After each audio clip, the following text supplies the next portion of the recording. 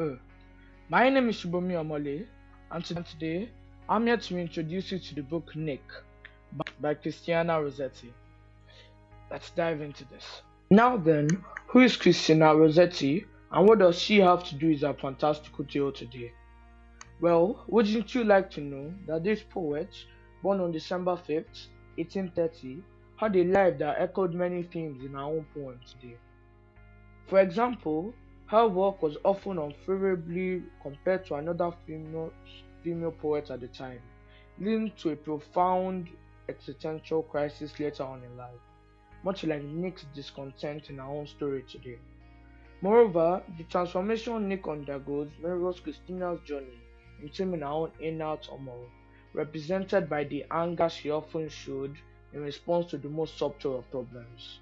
However, in one of her reflections, she candidly admits one must not imagine that she was always the calm and sedate person she was back then. Now that we've taken a look into the author's background, let's see how the things she went through reflect inside her poem, a short story, Nick.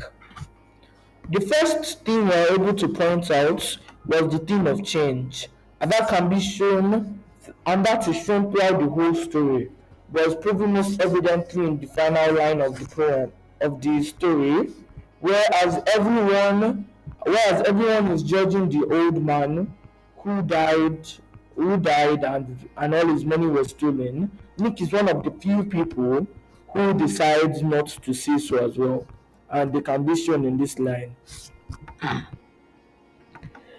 Her hero was one of the few persons who did not say and served him right too. Furthermore, another theme that is shown in the very beginning of the novel are the fairy tale elements that Christina Rossetti has meticulously placed throughout the story.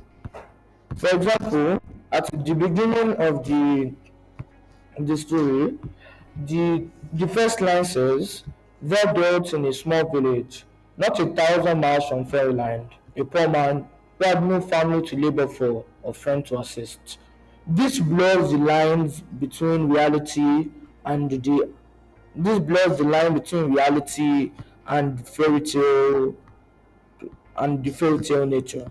So it's unclear to the reader whether this could actually happen in real life. Furthermore, the presence of the fairy who slaps him midway through the story and is the one that grants him the ability to to assume different forms through the method of wishes also add to this fairy tale elements. Secondly, third, Thirdly, the theme of wishes and the consequences is also permanently showcased inside the story. As for every little wish Nick made, for example, his decision to become a friar in order to spite his neighbors ends up in a consequence, such as him burning down the neighbor's house and him eventually being quenched by nearby water supply. Eventually, Nick realizes that the best thing to be is himself.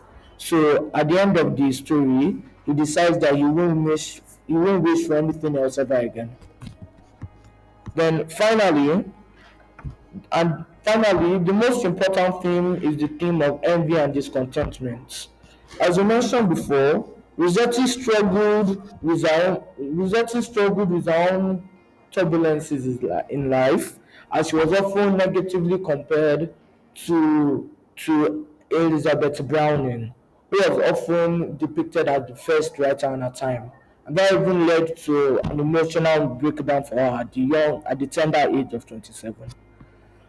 In the story, Rossetti's own journey is reflected in Nick, who, even though is quite rich in his work, as he had a lot of farm and he doesn't struggle to tend for himself from day to day, he's described as poor because he isn't happy with what he has, and he sees other people's victories as his own setbacks. Thank you.